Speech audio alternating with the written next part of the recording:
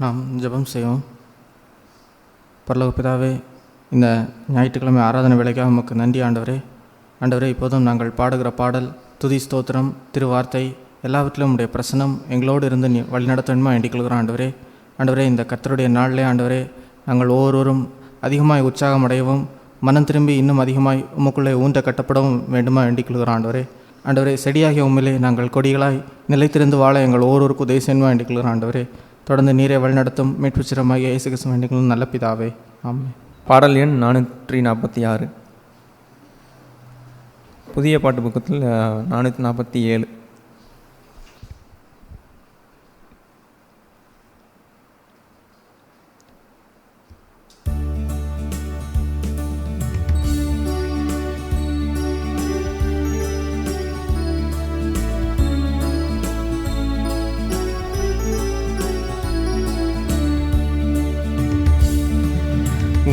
உம்மாலன்றி என்னாலாகும் என்று சொல்ல ஒன்றும் இல்லை. உம்மாலன்றி என்னாலாகும் என்று சொல்ல ஒன்றும் இல்லை. கொடியானது என்றும் தனியே கனி தராது என்று சொன்னீரே. கொடியானது என்றும் தனியே கனி தராது என்று சொன்னீரே. செடியே உம்மில் நிலைத்திருந்து நான் கனிகள் தந்து என் வாழ்வை முடிப்பேன். செடியே உம்மில் நிலைத்திருந்து நான் கனிகள் தந்து என் வாழ்வை முடிப்பேன்.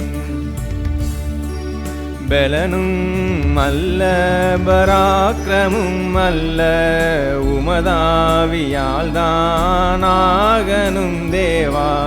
பலனும் அல்ல பராக்கிரமும் அல்ல, உமதாவியால் தான் ஆகனும் தேவா. இறங்கும் தேவா, உம்மாலன்றி எங்கள் விருப்பமும் ஓட்டமும் வீணே. இறங்கும் தேவா, உம்மாலன்றி எங்கள் விருப்பமும் ஓட்டமும் வீணே. சிறுவன் கை 5 அப்பம் 2 மீன்கள் உண்டு, எடுத்தாசீர்வதித்து அளித்திடும் தேவா. சிறுவன் கை 5 அப்பம் 2 மீன்கள் உண்டு, எடுத்தாசீர்வதித்து அளித்திடும் தேவா. யுத்தம் எனதல்ல கர்த்தரின் யுத்தம், உம்மால் இன்று நான் பார்த்திட செய்யும். யுத்தம் எனதல்ல கர்த்தரின் யுத்தம், உம்மால் இன்று நான் பார்த்திட செய்யும். சத்துரு வெள்ளம் போல் எழும்பிடும் வேளை, கர்த்தரினாவியால் கொடியேற்றுவீரே. சத்துரு வெள்ளம் போல் எழும்பிடும் வேளை, கர்த்தரினாவியால் கொடியேற்றுவீரே. எங்கள் நாமூலம் பேசும் இயேசுவே, எங்களை ஆவியால் நிறைத்திடும் ஆமென். எங்கள் நாமூலம் பேசும் இயேசுவே, எங்களை ஆவியால் நிறைத்திடும் ஆமென். உம்மாலன்றி என்னாலாகும் என்று சொல்ல ஒன்றும் இல்லை. உம்மாலன்றி என்னாலாகும் என்று சொல்ல ஒன்றும் இல்லை. கொடியானது என்றும் தனியே கனி தராது என்று சொன்னீரே. கொடியானது என்றும் தனியே கனி தராது என்று சொன்னீரே. செடியே உம்மில் நில நிலைத்திருந்து நான் கனிகள் தந்து என் வாழ்வை முடிப்பேன். செடியே உம்மில் நிலைத்திருந்து நான் கனிகள் தந்து என் வாழ்வை முடிப்பேன். நாங்கள் அவர் எழுந்து நின்று ஆண்டவரை துதித்து அவருடைய சமூகத்தை உணர்ந்தவர்களை அவருடைய பிரசன்னத்தை நாடி அவருடைய சமூகத்திற்கு முன்பாக அவரை தொழுதுள்ள கடவும் அவரை நன்றில் இதயத்தோடும் நம்முடைய முழுமையும் அவருக்கு அர்ப்பணித்து இந்த ஆராதனை வேலையை நம்முடைய சிந்தைகளை சிதறிக்க பண்ணாமல் நம்முடைய முழுமையும் ஒப்புவித்தவர்களை அவரை மாத்திரமே நம்முடைய உருவப்படுத்தி சிந்தையில் வைத்து தொழுது கொண்டு ஆராதனை செய்ய கடவுள்.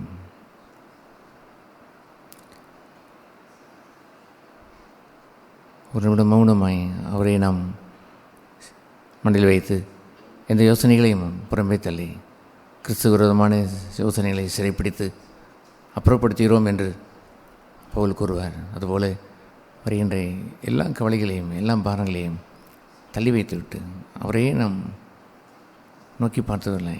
நம்முடைய சிந்தையை ஒருமுகப்படுத்தி ஒரு நிமிடம் அவரை நாம் ஆராதனை செய்வோம்.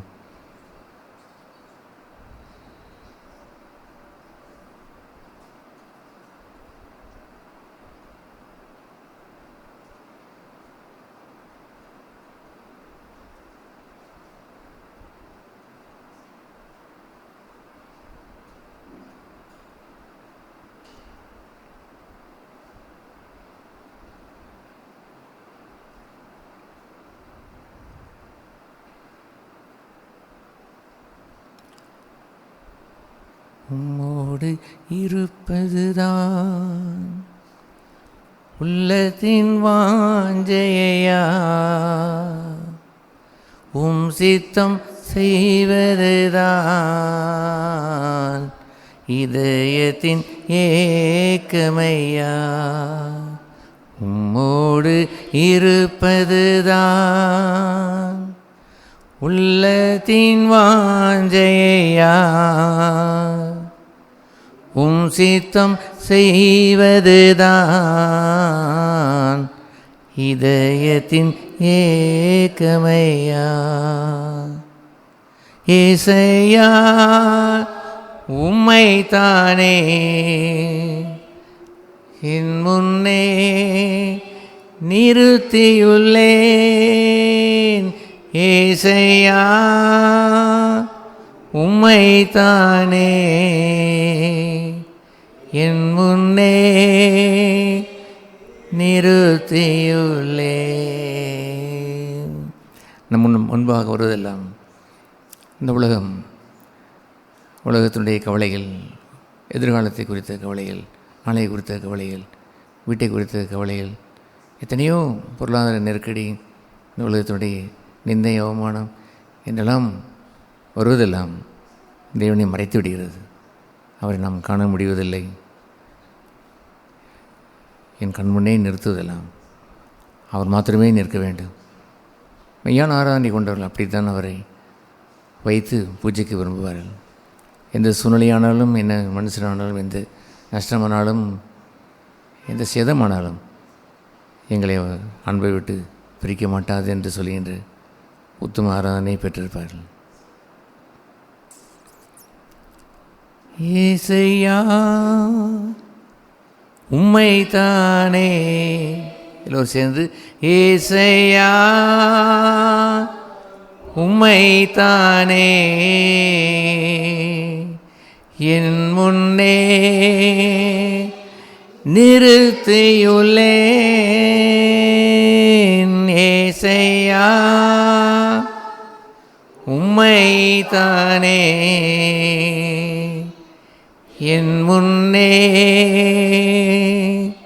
நிறுத்தியுள்ளேன். உம்மோடு இருப்பதுதான் உள்ளத்தின் வாஞ்சையா, உம் சித்தம் செய்வதுதான் இதயத்தின் ஏக்கமையா. உம் சித்தம் செய்வதுதான் இதயத்தின் ஏக்கமையா.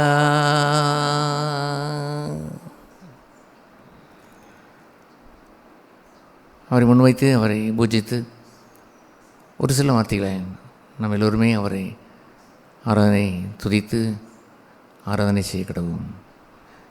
ஜீவனுள்ள தேவனின் ஆவியே வாரும், ஜீவனுள்ள தேவனின் ஆவியே வாரும். நோருக்கும் ஊருக்கும் உருவாக்கி நீரப்போம், ஜீவனுள்ள தேவனின் ஆவியே வாரும். எல்லோரும் சேர்ந்து ஜீவனுள்ள தேவனின் ஆவியே வாரும். பரலோக பிதாவே, இந்த காலை வேளையிலும் உம்முடைய சமூகத்திலே கூடி வந்திருக்கிற சிறுமந்தையாய், உம்முடைய பிள்ளைகளாய், உம்முடைய சொந்த ஜனமாய், உம்முடைய மேய்ச்சலின் நாடுகளாய் கூடி வந்திருக்கிற எங்கள் யாவரையும் கண்ணோக்கி பார்த்ததிலும், எங்கள் யாவரையும் தனித்தனியே விசாரித்ததிலும், எங்கள் ஒவ்வொருவரையும் ஆசீர்வதித்து உம்முடைய சபையாயின் ஒரே குடும்பமாய், அன்புள்ள குடும்பமாய், உம்முடைய சிலுவையின் பாதையில் நடந்து வருகின்ற நொறுங்குண்ட வாழ்க்கையை வாழ்கின்ற மக்களாய், தாழ்மையின் மக்களாய் எங்கள் யாவரையும் ஒன்று கட்டியலும், உம்முடைய நாமத்தை சபையிலே மையப்படுத்தி பாதாளத்து வாசலும் மேற்கொள்ளாத சபையாய் ஒன்று கட்டியல்லுகிற இயேசு நாமத்திலே இந்த ஆராதனையை ஒப்பு கொடுத்து நாங்கள் ஜெபம் செய்கிறோம். தொடர்ந்து ஆசீர்வதித்து உடைய திருவார்த்தையை தந்து எல்லோரையும் ஆசீர்வதிக்க ஜெபம் செய்கிறோம். இயேசு நாமத்தில் ஜெபிக்கிறோம் பரலோக பிதாவே, ஆமென். ஆமென். நம் தயவுசெய்து உட்காருவோம். ஆராதனை என்று கூறுவதை இந்த உலகத்தில் உள்ள கிறிஸ்தவர்கள் பெரும்பாலோர், எல்லோரும் அல்ல, மேக்சிமம் அதிகமான பட்சத்தில் அவர்கள் எண்ணுவதெல்லாம் ஒரு ஜாயிண்ட் வர்ஷிப், சேர்ந்து வந்து தொழுது கொள்கிற கர்த்தருடைய நாமத்தை தொழுது கொள்கின்ற ஆராதனை. இன்னும் அது ஒன்றும் அதை ஆண்டவர் விரும்புகிறார். என் நாமத்தினாலே என்று அவர் கூறும் பொழுது 2 அல்லது 3 பேர் கூடி வருகிற அந்த இடம் என்று சொல்வதை அவ்வளவு கால்குலேட்டிவாய் அதை கணக்கு வைத்து சொல்கிறார். 1, 2, 3 என்று சொல்வதெல்லாம் அவருடைய விருப்பம் என்னவென்றால், இது இண்டிவிஜுவல்ஸ் தனிப்பட்ட விதத்தில் ஒவ்வொருவரையும் பார்த்து அவர்கள் தன்னுடைய சொந்த வாழ்க்கையிலே ஆராதனை கொண்டவர்களாம், என் நாமத்தை தொழுது கொள்கிற ஜனம் அங்கே அந்த 2, 3 என்று வருகின்ற அந்த இடத்திலே ஐ வில் பி தேர், நான் அங்கே வருவேன் என்று சொன்னார். ஆகவே அவரை ஒன்று கூடி ஆராதனை செய்வது என்று சொல்வதில் தவறு ஒன்றுமில்லை. அதை வேதம் இயேசுவும் விரும்பினார். அவர் மனுஷனின் மத்தியிலே வாசம் செய்ய விரும்புகிறவர், தம் ஜனத்தை ஆசீர்வதிக்க விரும்புகிறவர், தம் ஜனத்தை ஊன்று கட்ட விரும்புகிறவர். பழைய ஏற்பாட்டை போல் இல்லாமல் இப்பொழுது அவர்களை டுகெதர் 2 அல்லது 3 பேரை சேர்த்து வைத்து, கேதரிங் டுகெதர் என்று சொன்னால் இணைத்து வைத்து அவர்களை நடுவிலே வாசம் செய்து நம்மை ஒன்றை கட்ட விரும்புகிற ஆண்டவர். That's right. ஆனால் அந்த மேக்சிமம் உள்ள மக்களுடைய வாழ்க்கையில் உள்ள காரியம் என்னவென்றால், live a very careless life. அவர்கள் ஒரு பொறுப்பற்ற வாழ்க்கையை வாழ்கிறார்கள்.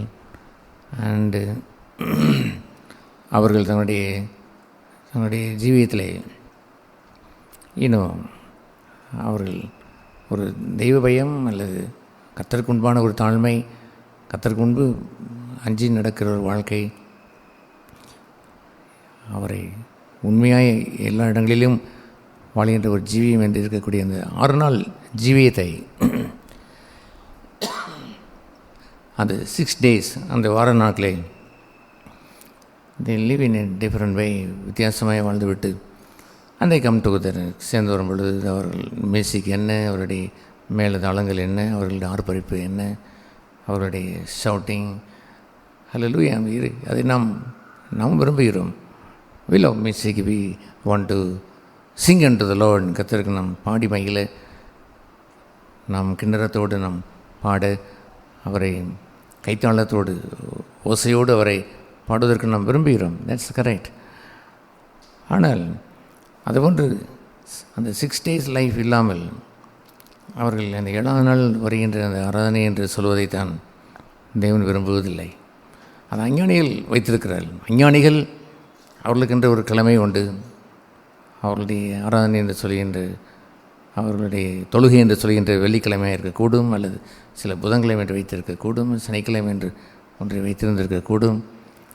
That is special day for them. அவர்களுக்கு அந்த ஸ்பெஷல் டே. அந்த நேரத்திற்கு தொழுகை செய்யும் பொழுது சண்டையோடு போட்டு வருவார்கள், தீவனை செய்து கொண்டு இருப்பார்கள்.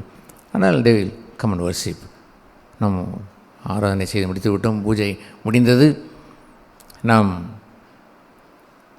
எல்லோரும் சென்று வருவோம் என்பதைப் போலவே கடைசியிலே கிறிஸ்தவ கூட்டங்களையும் அப்படி வைத்து ஆராதனை முடிந்தது போய் வாருங்கள் என்று அனுப்பி வைத்து ஆராதனையை க்ளோஸ் இட் டவுன், அதை மூடி வைத்து விடுகிறார்கள். ஆகவே இந்த மோஸ்ட் ஆஃப் த கிறிஸ்டியன், அநேக கிறிஸ்தவர்கள் எண்ணுவதெல்லாம் that is a special day for us. ஒரு ஞாயிற்றுக்கிழமை ஆராதனை ஒன்று உண்டு. I have to go there. நான் என்ன வேலையாக இருந்தாலும் விட்டு நான் போய்விடுவேன், ஐ வில் அங்கே ஆராதனை செய்வேன் என்று அவர்கள் செய்து விடுகிறார்கள். ஆனால் வேதம் நீங்கள் உற்று கவனித்தால், நாட்டு உற்று கவனிப்பது கூட இல்லை, ஓப்பனாகவே தான் இருப்பது என்னவென்று சொன்னால், இந்த லவ் ஆஃப் காட், தெய்வத்தை நேசிக்கிற நேசமும் ஆராதனையும் ஸ்பேரல், இணையானது, ஈக்குவல்.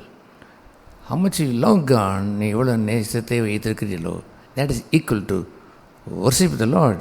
கர்த்தரை ஆராதிக்கின்ற ஒரு செயல். you cannot separate that. தெய்வ அன்பை, தெய்வம் நேசிக்கிற நேசம் என்று ஒன்றை ஒதுக்கி வைத்துவிட்டு ஜஸ்ட் வர்ஷிப் என்று சொல்வதெல்லாம் it's like a pagan worship. ஒரு அஞ்ஞானிகளைப் போல் இருக்கக்கூடிய, அவர்கள் அஞ்ஞான தேவர்களை வணங்குவதை போன்ற ஒரு ஆராதனை. No, God doesn't want and then அதை ஒரு நாளும் அவர் விரும்புவதில்லை. கூறி வருகின்ற ஜனங்கள் யாராக இருக்க வேண்டும் என்று சொன்னால், அவர்கள் த ஹோல் டே, முழு நாட்களிலேயும் தேவனை நேசிக்கிறவர்களாய், அன்பு கூர்ந்து வாழ்ந்தவர்களாய் இருந்தால் இஸ் டிலைட்டட். ஒரு மகிழ்ச்சி பொங்க அந்த தேவனை அன்பு கூர்ந்து வாழ்ந்த மக்கள் மத்தியிலே வந்து வாசம் செய்வார். அது எப்படி ஒரு வாசம் செய்வார்? எத்தனை பேர் கூடினாலும் அதெல்லாம் பொருட்டல்ல. 1, 2 அந்த 3 என்றக்கூடிய தனித்தனியாய் வைத்து அவர்கள் worship the Lord, கர்த்தரை ஆராதிக்கிறார்களாம், அவரை இயேசுவை மையமாய் வைத்து வாழ்ந்திருக்கிறார்களாம். then he will, they are gathered together, சேர்ந்து வரும் பொழுது he will be in the midst. நடுவில் அவர்கள் வாசம் செய்வார். அவர்களை தன்னுடைய சகோதரர் என்று சொல்வதற்கு வெட்கப்படாமல், தேவரீர் அவர்களை நான் சகோதரருக்கு என்று, பிதாவை நான் சகோதரர் என்று சொல்ல வெட்கப்படாமல், உடைய நாமத்தை நான் சபை நடுவே நான் புகழுவேன், நம்ம ஸ்தோத்தரிப்பேன் என்று இயேசுவும் கூட இருந்து ஒரே குடும்பமாய் வந்து ஆராதனைக்குரியவராய் வந்து நிற்பார். ஹல்லேலூயா. that is a true worship. மெய்யான ஆராதனை என்று சொல்வது அதுதான். the love of God, தெய்வ அன்பு ஈக்குவல் டு ஆராதனை. இந்த இரண்டும் இல்லாமல் ஒன்றை மாத்திரம் பிரித்து வைப்பது, எத்தனையோ உபதேசங்களிலே பிதா குமாரன் பரிசுத்த ஆவியை குறித்து கூறும்பொழுது இயேசு சொல்வார், நாங்கள் அனைவரும் ஒன்றாக இருக்கிறோம் என்று சொல்லுவார். பிதா என்னிலும் நான் அவரிலும், and we are in him, அவருக்குள் இருக்கிற அந்த 3 பேரையும், பிதா குமாரன் பரிசுத்த ஆவியை, தேவன் இணைத்ததை மனுஷன் பிரித்துவிட்டு எப்படியெல்லாம் அவன் தன்னுடைய உபதேசங்களை வைத்துக் கொள்கிறான். அவன் பிதா மாத்திரம் என்று வைத்துக்கொண்டு ஜெகா விட்னஸ் என்று சொல்லுவான், குமாரன் என்று வைத்துக்கொண்டு இயேசுவின் நாமத்தில் இந்த ஜீசஸ் ஒன்லி என்ற ஒரு குறிப்பை வைத்துக்கொள்வான். ஹோலி ஸ்பிரிட்டை தனியாக அவன் பிரித்து கொண்டு அவர்கள் அதை மாத்திரமே கொண்டாடுகின்றவர்களாய் அதை வேறு விதமான உணர்ச்சி வசப்பட்டு ஆட்டம் பாட்டம் போல் இருந்து வழிகின்றவர்களாய் போய்விடுகிறார்கள். டிவைடின் பிரித்தே வாழ பழகின மனுஷன். அதுபோன்ற ஒரு சேர்க்கிறவன் என்னோடு இருக்கிறான், பிரிக்கிறவன் எனக்கு விரோதி என்று சொன்னார். Don't divide the love of God. தெய்வ அன்பை உங்களுடைய இருதயத்தில் வைத்திருக்கிற தெய்வ அன்பையும் தனியே கீழே போட்டுவிட்டு ஆராதனை என்று சொல்லுகின்ற பிரிவினை ஆண்டு விரும்புவதே இல்லை. இன்னவர் ஒரு நாளும் விரும்புவதில்லை. மார்க் சுவிசேஷம் 12ஆம் அதிகாரம் 28ஆம் வசனத்திலிருந்தே நாம் அதை வாசிக்கிறோம். வேதபாரகன் ஒருவன் அவரிடத்தில் தர்க்கம் செய்ய வருகிறான். அவர் எல்லோருக்கும் நன்றாக பதில் சொல்வதை அவன் அறிந்து அவன் இவ்வாறு கேட்கிறான். என்ன கேட்கிறான்? கற்பனைகளெல்லாம் பிரதான கற்பனை எது என்று அவன் கேட்கிறான். அவன் கற்பனைகளை எத்தனையோ கற்பனைகளை தள்ளி வைத்துவிட்டு பிரதான கற்பனை என்றிருந்தால் சொல்லும், அது போதும் என்பதை போல். ஆனால் வேதம் ஒரு நாளும் அப்படி சொல்வதே இல்லை. எது பிரதான கற்பனை? எவ்ரிதிங் இஸ் பிரதான கற்பனை. என்னுடைய கற்பனைகளிலே குறைவானதொன்றை நீங்கள் தள்ளி வைத்துவிட்டு நீங்கள் மற்றவர்கள் அதை பொதிப்பேன் என்று சொன்னால் பரலோக ராஜ்யத்திலே நீங்கள் சிறியவர்களாக இருப்பீர்கள். சிறிதான கற்பனை ஒன்றாயிலும் பிரித்து வாழ்கிறவர்களை ஆண்டவர் ஏற்றுக்கொள்வதே இல்லை. வானம் பூமி ஒழிந்து போகும், என்னுடைய பிரதான கற்பனை ஒழிந்து போகாது என்று சொல்லவில்லை. என் வார்த்தைகளிலே ஒன்றாயிலும், ஈவன் த சிங்கிள் வேர்டு, ஒரு வார்த்தையாயிலும், அந்த வார்த்தையினுடைய ஒரு புள்ளி ஆயிலும், ஈவன் த டாட், அந்த ஒரு உறுப்பாயிலும், ஆங்கிலத்தில் டாட் என்று இருக்கும், டாட் ஆயிலும், என்று எழுதிருப்பதெல்லாம் அந்த டாட் எடுத்து விட்டால் துணை எழுத்து தான் இருக்கும். அதுபோல் ஒரு சின்ன டாட்டை எடுத்து விடுவதோ, கிறிஸ்து என்ற இடத்துல கீ எடுத்து விட்டு கும்பை எடுத்து விட்டால் கா என்று மாறிவிடும். ஒரு சிறு உறுப்பை கூட ஆண்டவர் மாற்ற விரும்புவதில்லை. இந்த ஒரு உறுப்பாயிலும் ஒளிந்து போவதில்லை என்று அவர் சொன்னாரே. உலகமே ஒளிந்து போகும். அவர் இருக்கும் பொழுது எதை அவன் பிரதான கற்பனை என்று சொல்ல வருகிறான்? உடனே ஆண்டவர் சொன்னார், அவர் சொன்னார் அந்த 29ஆம் வசனத்திலே, மார்க் 12 அந்த 29ஆம் வசனத்திலே அவர் அதை கூறும் பொழுது அவர் சொன்னார், தொடர்ந்து அதை அவர் கூறுகிறார், கற்பனைகளெல்லாம் பிரதான கற்பனை எதுவென்றால், இஸ்ரவேலே கேள், நம்முடைய தேவனாய கர்த்தர் ஒருவரே கர்த்தர்.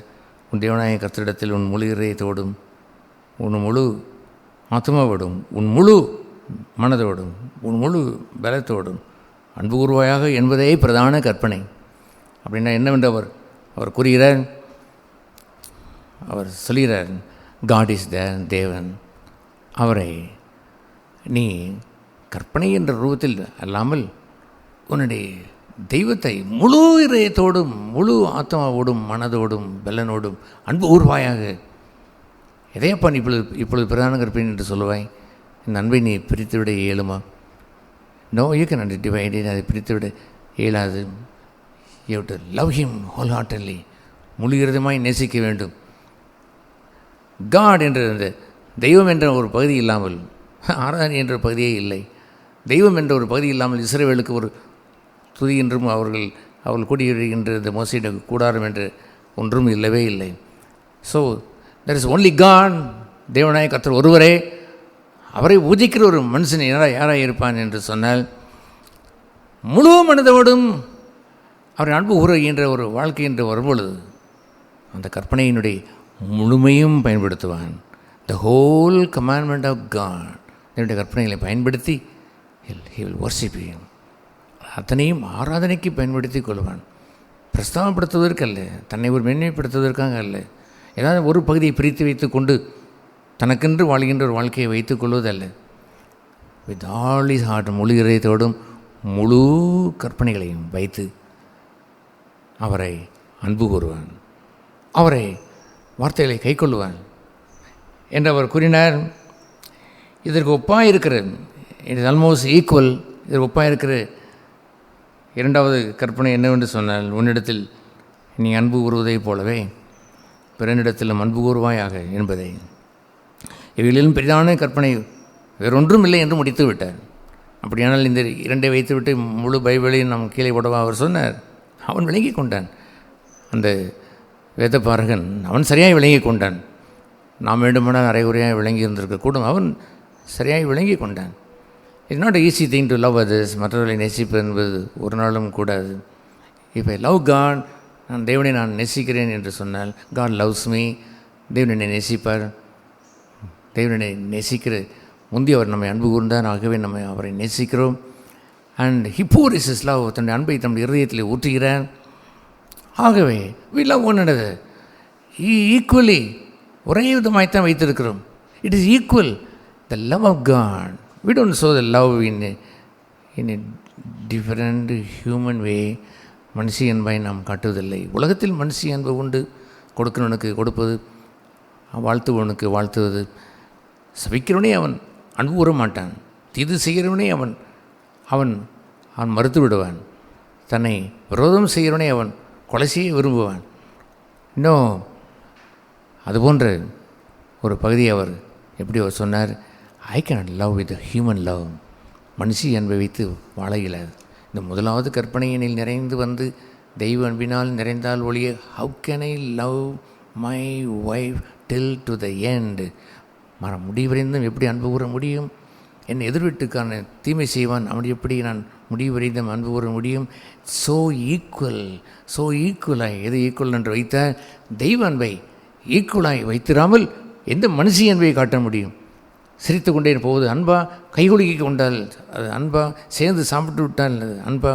அதுவெல்லாம் கிளப்பில் வைத்திருக்கிறார்கள். அவர்கள் கிளப்பாக இருந்து கூடி மகிழ்ந்து இருந்து விட்டால் ஃபெலோஷிப் என்று சொல்வார்கள், அசோசியேஷன் என்று சொல்வார்கள், யங்மேன் அசோசியேஷன் என்று சொல்வார்கள், இன்ஜினியர்ஸ் அசோசியேஷன் என்று சொல்வார்கள், டாக்டர்ஸ் அசோசியேஷன் என்று சொல்வார்கள், கர்த்தருடைய ஊழியக்காரர் அசோசியேஷன் என்று கூட சொல்லிக் கொள்வார்கள்.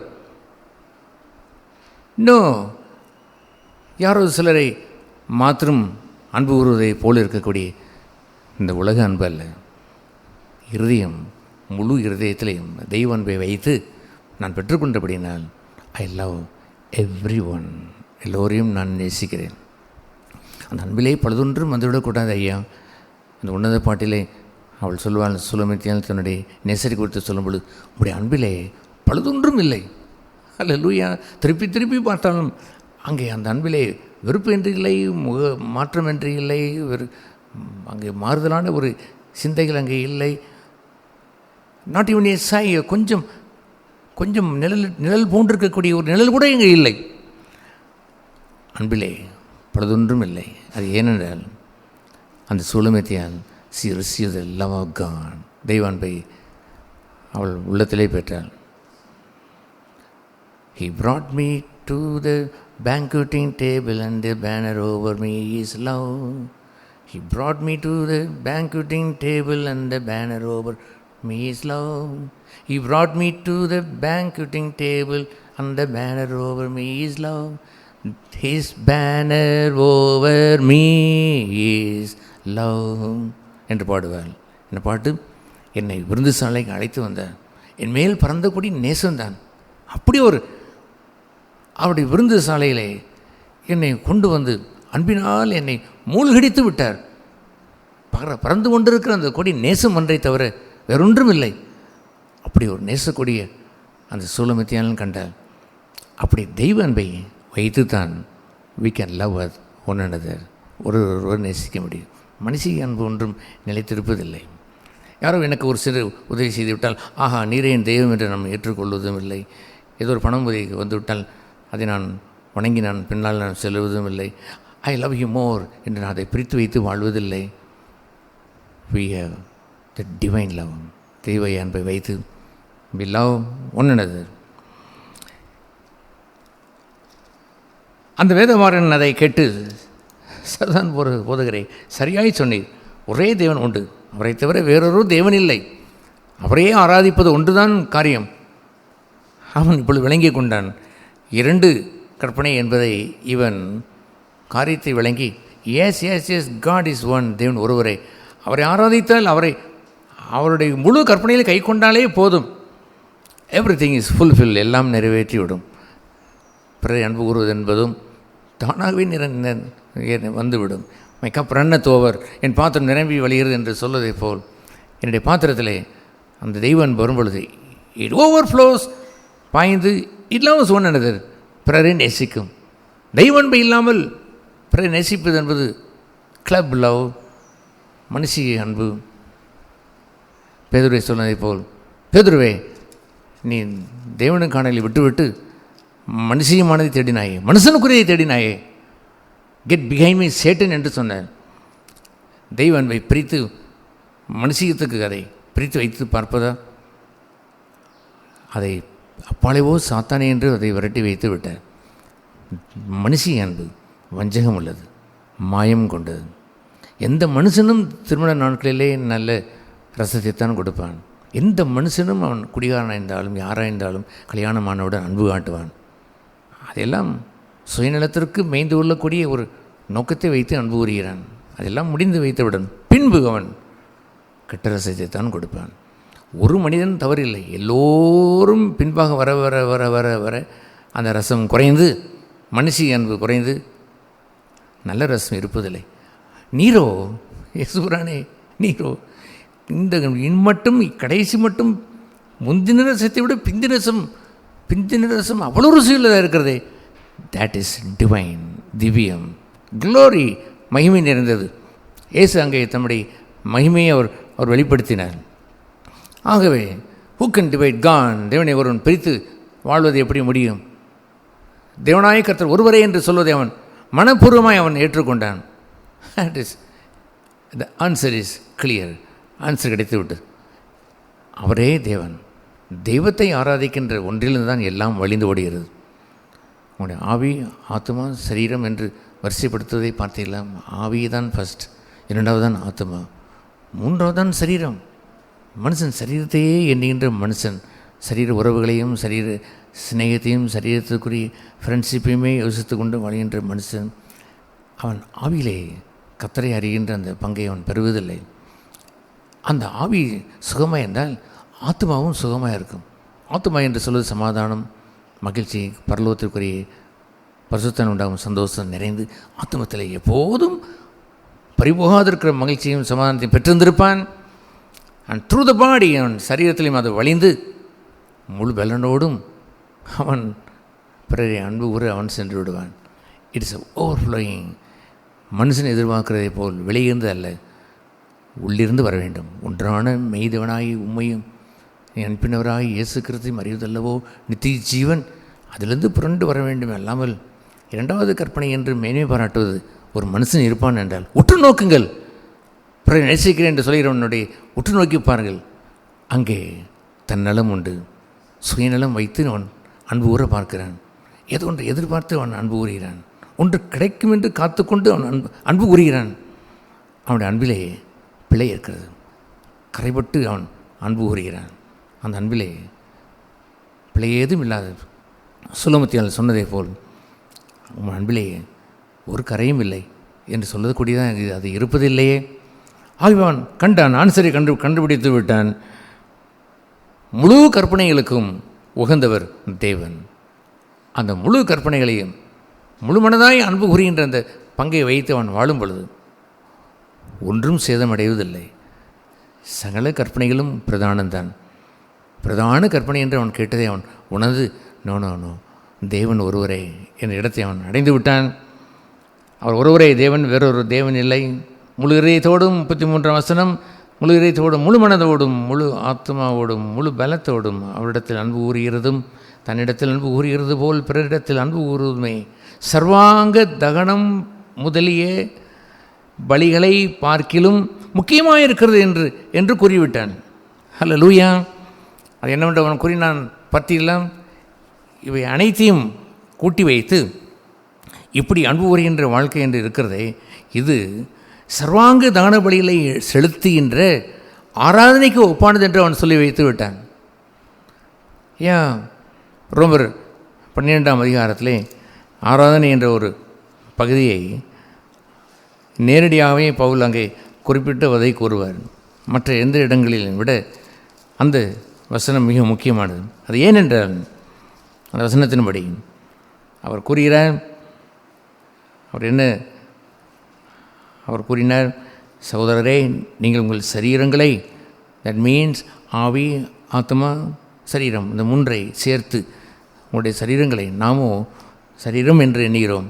ஆனால் நமக்குள் 3 இருக்கிறது: ஆவி, ஆத்மா, சரீரம். சரீரத்தினுடைய பெர்சன்டேஜ் எவ்வளவு என்று தெரியுமா? 10%. 90% ஸ்பிரிட். 90%க்குள்ளாக வருகின்ற ஆத்மாவும் இரண்டும் சேர்ந்து தான் இந்த மனுஷன் இருக்கிறானே அல்லாமல் நான் ஜஸ்ட் அ பாடி, வெறும் சரீரம் அல்ல.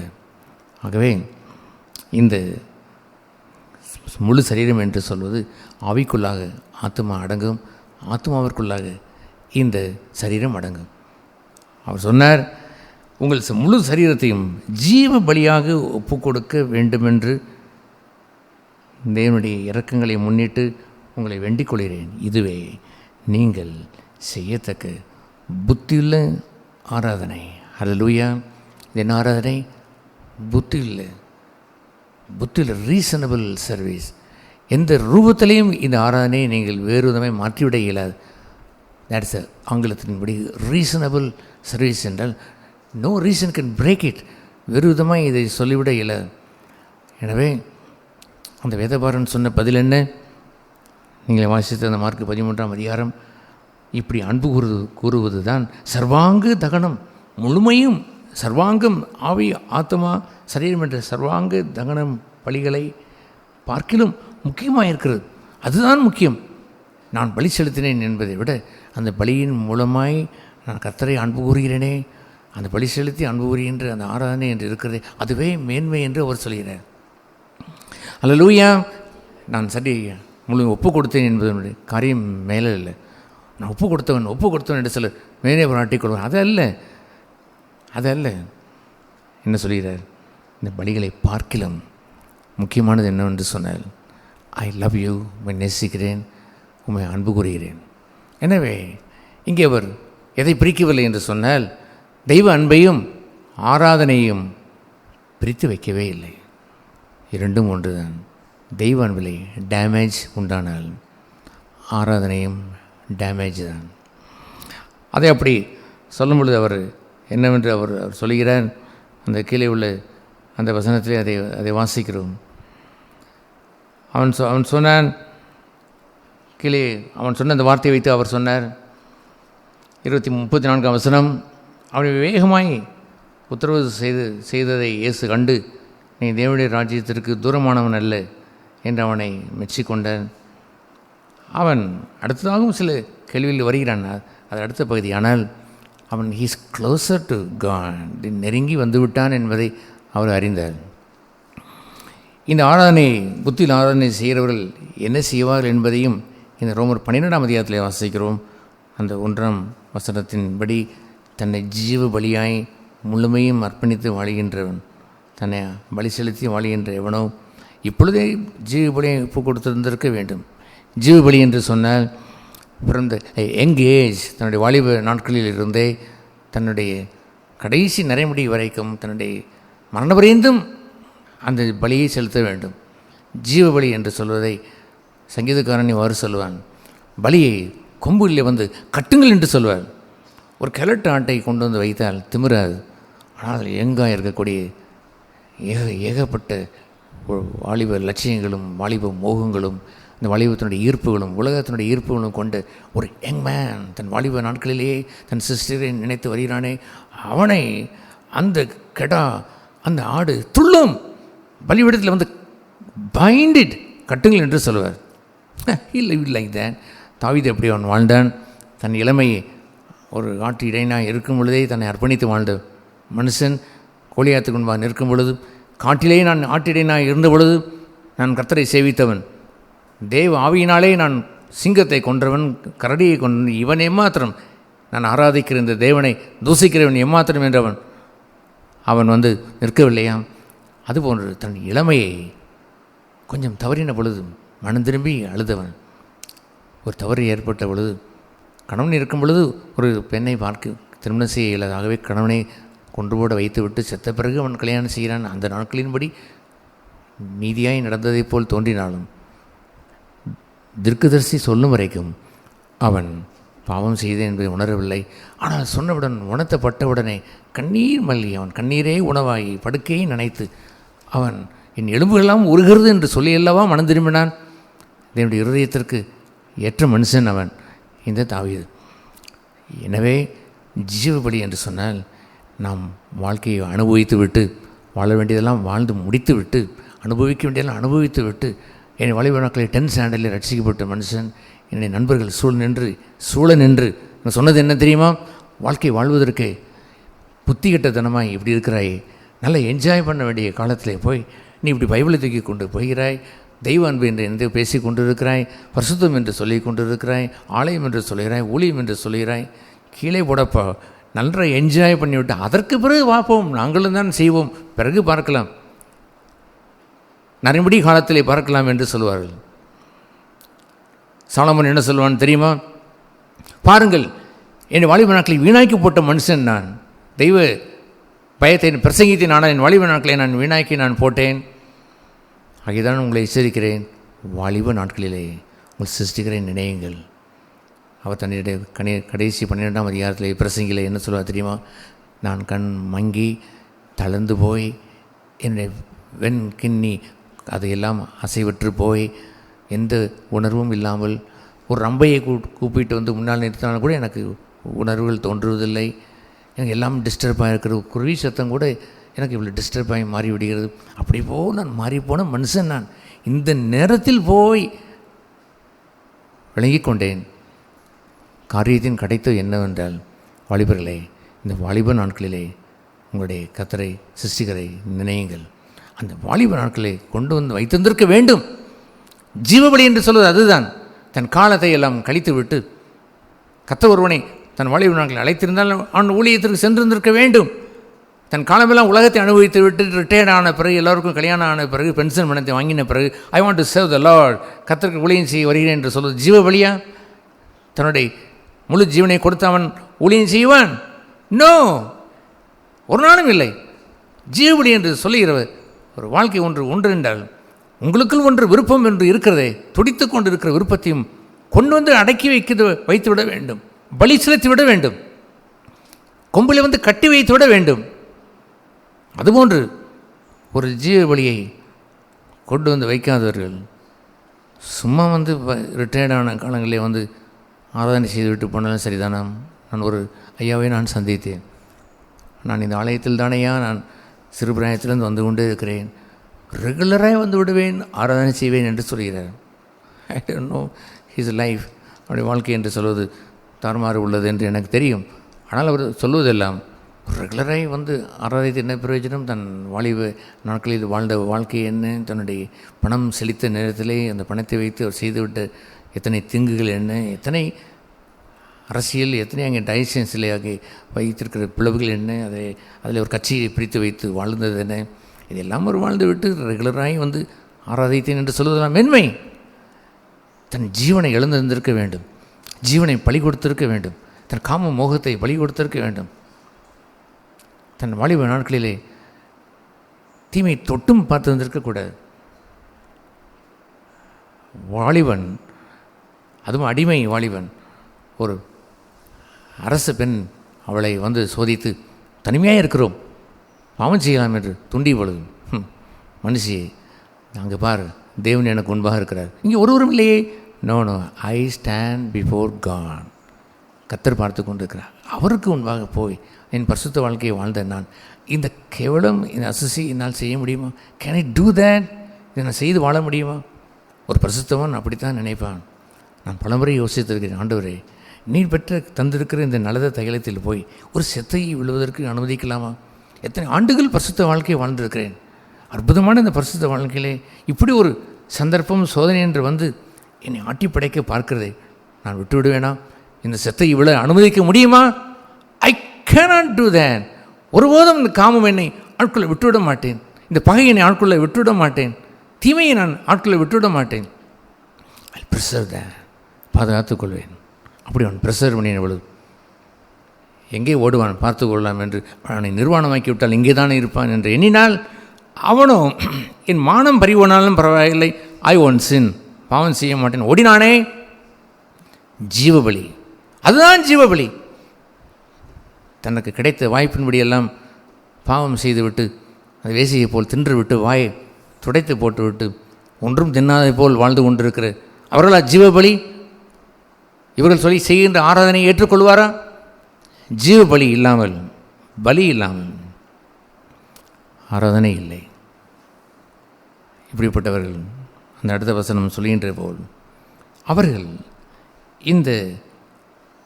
இந்த பிரபஞ்சத்திற்கு ஒத்த வேஷம் தெரியாமல் தேவனுடைய நன்மையும் பிரியமும் பரிபூர்ணமுள்ள சித்தம் இன்னதென்று பகுத்தறியத்தக்கதாக தங்கள் மனதும் புதிதாகிறதுனாலே மறுவும் ஆவார்கள். ஆராதிப்பவர்கள் என்ன ஆவார்கள் என்று சொன்னால், they will be transformed, மறுவும் ஆகிக்கொண்டே இருப்பார்கள். எவ்ரி டே டிரான்ஸ்ஃபார்ம், மறுவும் ஆவார்கள்.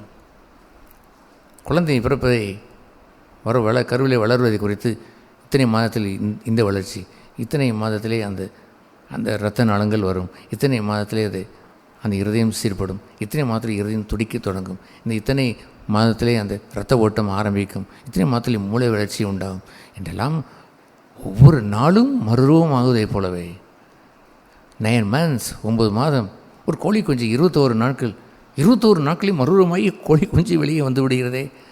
அதுபோல் every day they are transform, every single day transform.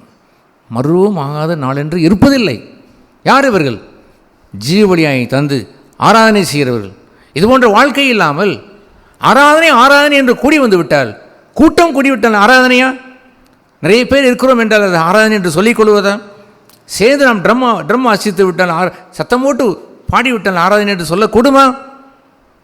அதை நாம் புறக்கணிக்கவில்லை, அற்பமென்று நாம் சொல்லவில்லை.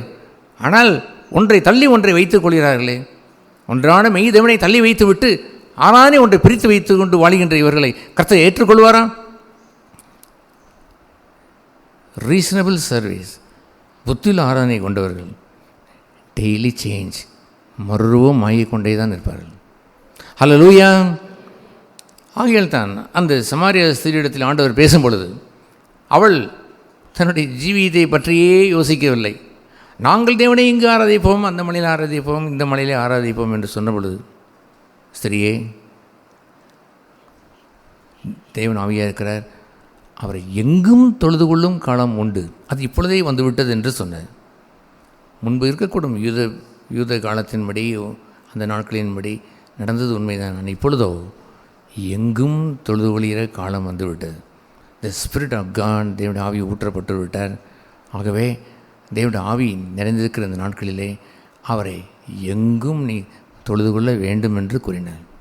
அவளோ திரும்ப திரும்ப வாதம் செய்த பொழுது, உன் புருஷனை அழைத்து வா என்று அவளை ஜீவியத்தை தொட்டு விட்டார்.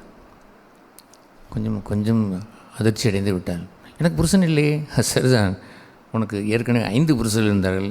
ஒருவன் மரித்தான், இன்னொரு கல்யாணம் பண்ணினாய், ஒருவன் மரித்தான், இன்னொன்று கல்யாணம் பண்ணினாய்.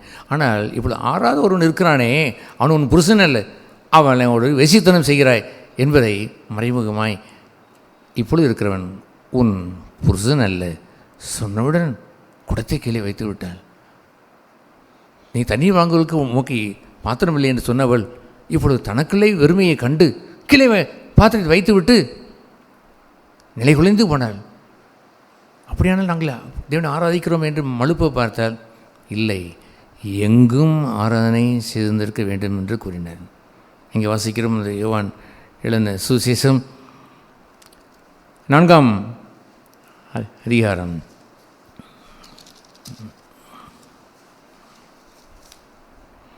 4:21 அவ்வாறு வாசிக்கிறோம். அதற்கு இயேசு, ஸ்திரியே, நான் சொல்லுகிறது நம்பு, நீங்கள் இந்த மலையிலும் எருசலேமிலும் அல்ல, அது மாத்திரமல்ல, யூ கேன் கம் தேர், தொழுகையில் கூடும், தட்ஸ் ரைட், அது மாத்திரமல்ல, எங்கும் பிதாவை தொழுது கொள்ளும் காலம் வருகிறது.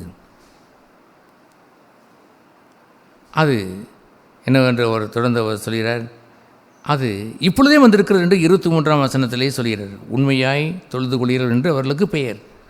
ஆவியோடும் உண்மையோடும் தொழுது கொள்ளும் காலம் வரும், அது இப்பொழுதே வந்திருக்கிறது. அது ஏனென்றால் 24ஆம் வசனம், தேவன் ஆவியாக இருக்கிறார். பழைய ஏற்பாட்டின் நாட்களிலே தேவன் மகா பரிசுத்த ஸ்தலத்திலே வாசமாயிருப்பார். வெளிப்பிரகாரம் பரிசுத்த ஸ்தலம், மகா பரிசுத்த ஸ்தலம் என்று ஒன்று உண்டு.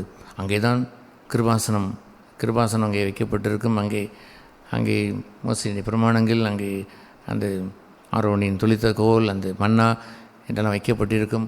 அங்கே தூதர்கள் செருபீன்கள் அங்கே அப்படியே வணங்கி, அங்கே செட்டைகளை விரித்து மடங்கி அவரை கிருபாசனத்தின் மேலே வீட்டிருப்பார்கள்.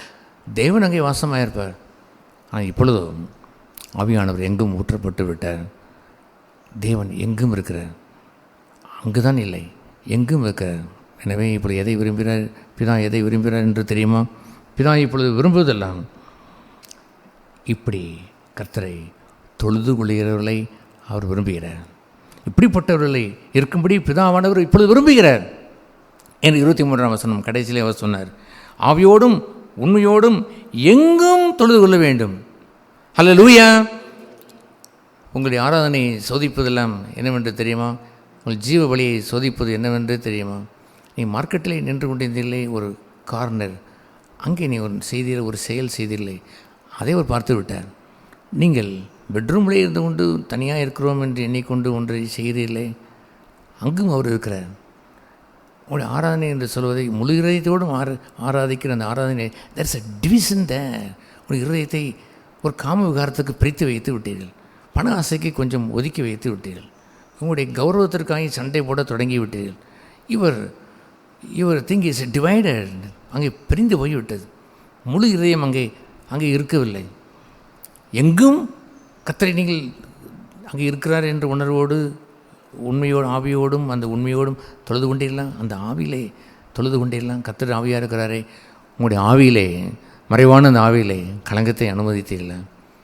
ஆவிதானே கலங்கப்பட்டிருக்கிறது, யார் என்னை வெளியே பார்ப்பான்? ஒருவரும் இல்லை. பாவம் செய்யும் என்ற இடத்துல பாவம் செய்யும் பொழுது அவன் வெளியே வந்தால் எவன் கண்டான் இவன் பாவம் செய்வது என்று யாருக்கு தெரியும்? கோபம் கொள்வதில் பாவம் என்று ஆண்டவர் சொன்னார். கொலை செய்வது பாவம் என்று எல்லோருக்கும் தெரியும். வெளியே குத்துவது, கலகம் செய்வது, அங்கே கெட்ட வார்த்தை பேச வந்துவிடும். கோபம் என்று மறைந்திருக்கிற பாவம் யாருக்கு தெரியும்? இந்த சகோதரி அந்த சகோதரி கோபப்பட்டிருக்கிறார்கள், வெறுக்கிறார்கள், யாருக்கு தெரியும்? தட் ஸ்பிரிட் அந்த ஆவிலே களங்கம் உண்டாகிவிட்டது. எங்கும் தொழுது கொள்ள வேண்டும், எங்கும் தொழுது கொள்ள வேண்டும். அப்படி இல்லாமல் தேவனை அன்பு கூற இயலாது. உங்களுடைய இருதயத்தை, முழு இருதயத்தை கொண்டு போய் பாதி இருதயத்தை உலகப் பொருளுக்கும் காம விவகாரத்திற்கும் உங்களுடைய சொந்த அபிலாசைக்கும் பிரித்து வைத்து விடக்கூடாது. முழு மனதோடும், முழு ஆவியோடும், முழு மனதோடும், முழு இருதயத்தோடும் அவரை எங்கும் தொழுது கொள்ளும் மக்கள்தான் ஆராதனைக்கு உரியவர்கள். அவர்களை தேவன் விரும்புகிறார் என்று சொல்லாமல் பிதாவானவர் இப்படிப்பட்டவர்களாக இருக்கவே பிதாவானவர் 23 கடைசியிலே சொன்னார், நான் இப்பொழுது பரமண்டல இருக்கிற பிதாவை பெற்றவர்கள், யெகோவா இல்லை தேவனை அப்பா என்று கூப்பிட்டவர்களுக்கு இதுதான் தகும் என்று அவர் சொன்னார். ஹல்லேலூயா. இது போன்று எங்கும் அந்த உண்மையை காத்து கொண்டவர்கள் தெய்வ பிரசன்னத்தை எங்கு இருந்தாலும் பெற்றிருப்பார்கள். மேடம் குயான் அம்மையார் இவ்வாறு சொன்னார்கள், என்றதுக்கு முன்பாக கொண்டு வந்து பாவத்தை வைத்து இன்னொன்றை அவர் நரகத்தை வைத்து இரண்டில் உனக்கு எது வேண்டும் என்று கேட்டால் அந்த கேள்வி நீங்களே கேட்டு பாருங்கள், ஆடி போவீர்கள், திணறி போவீர்கள். இது என்னடா இது, பாவம் இன்னொன்று நரகம், எதை சூஸ் பண்ண சொல்கிறார்கள் என்று கேட்டால் என்ன சொல்வீர்கள்? I don't know. மெஜாரிட்டி பேர் எனக்கு நரகம் வேண்டாம்ப்பா சாமி, அதுக்கு தானே நான் பாவம் செய்யாத வாழுகிறேன், எனக்கு எது இருந்தால் போதும், பாவமாவது பண்ணி கொண்டு கொள்கிறேன், நரகத்துக்கு நான் போக வேண்டும் என்று சொல்லிவிடுவார்கள். என்ன சொன்னால் தெரியுமா? ஐ வில் சூஸ் ஹெல், நரகத்தை தெரிந்து கொள்வேன். ஏனென்று தெரியுமா?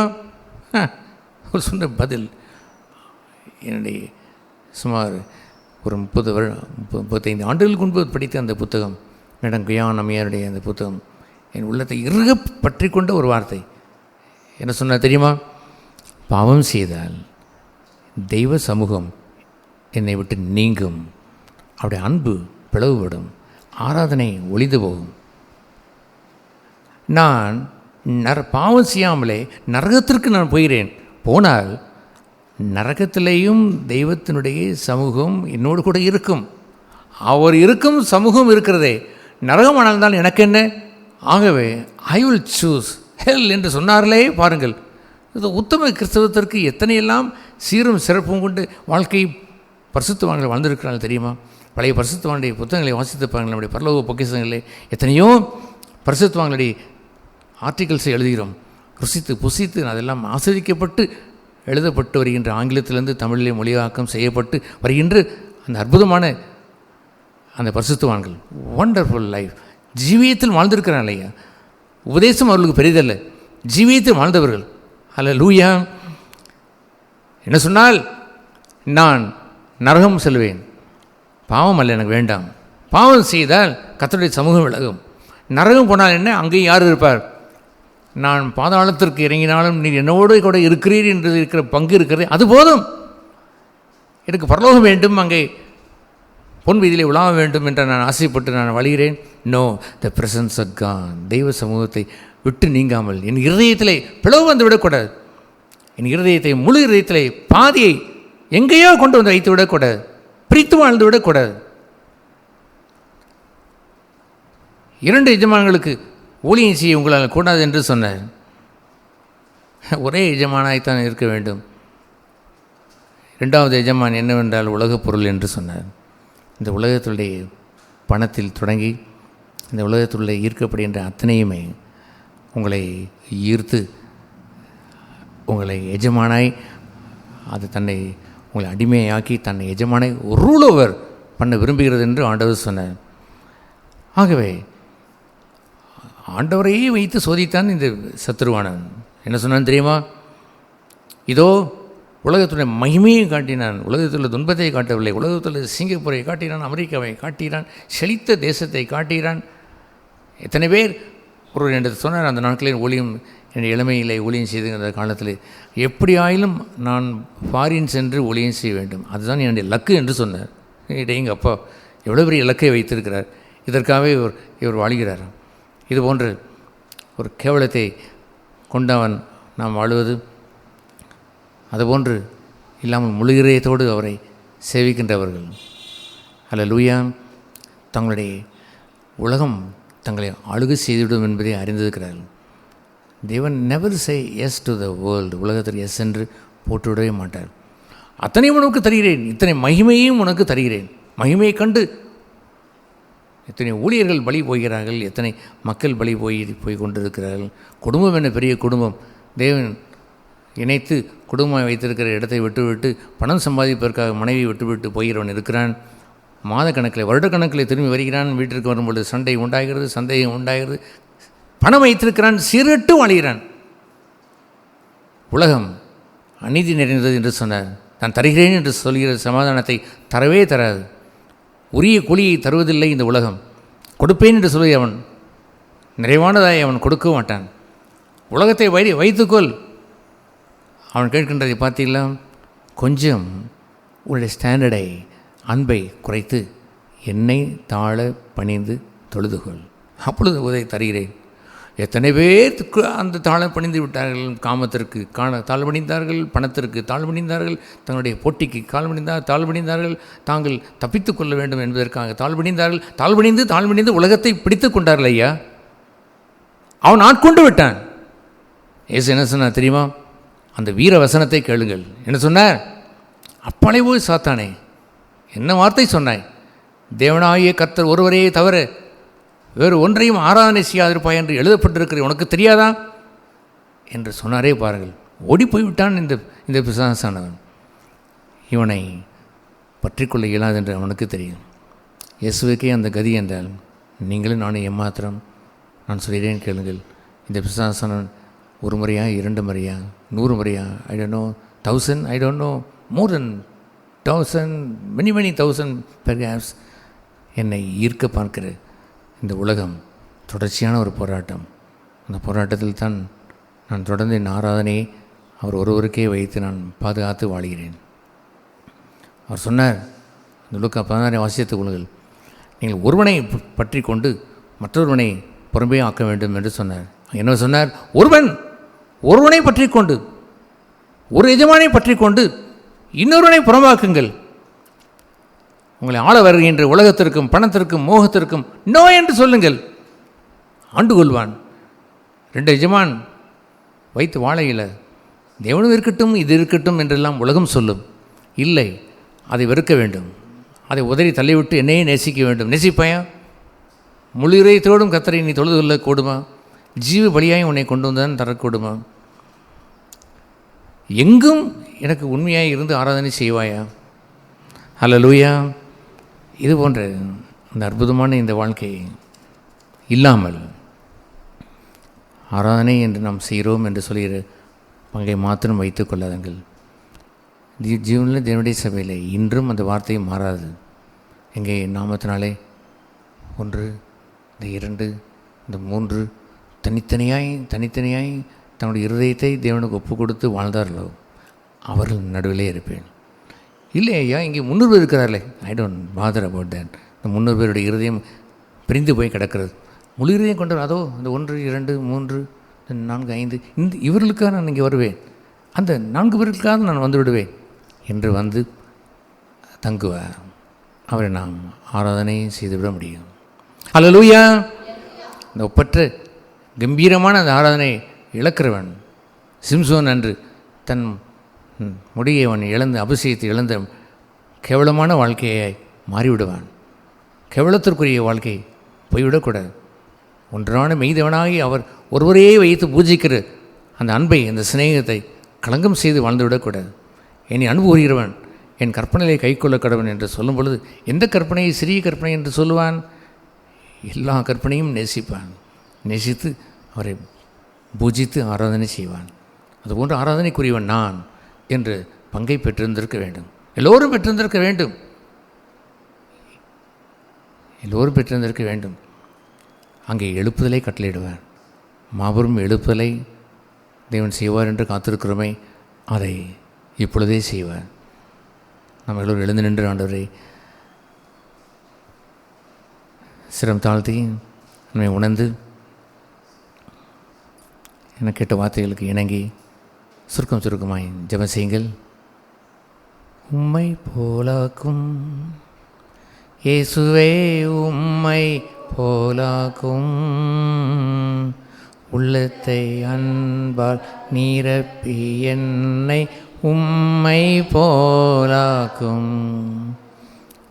உள்ளத்தை அன்பால் நிரப்பி என்னை உம்மை போலாக்கும்.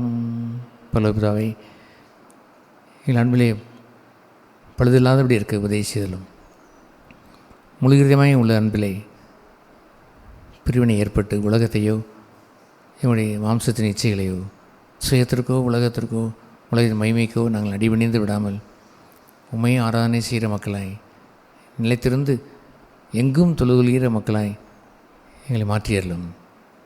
மாபெரும் எழுப்புதலை நீ தருவேன் என்று சொன்னீர். அந்த எழுப்புதலை நீ அனுப்புவீர். நாமம் சபையிலே மகிமைப்படும் என்று அறிந்திருக்கிறோம். தொடர்ந்து மகிமைப்படுத்தி ஆசீர்வதித்தரலும். இயேசு நாமத்தில் ஜெபிக்கிறோம் பரலோக பிதாவே. ஆமென்.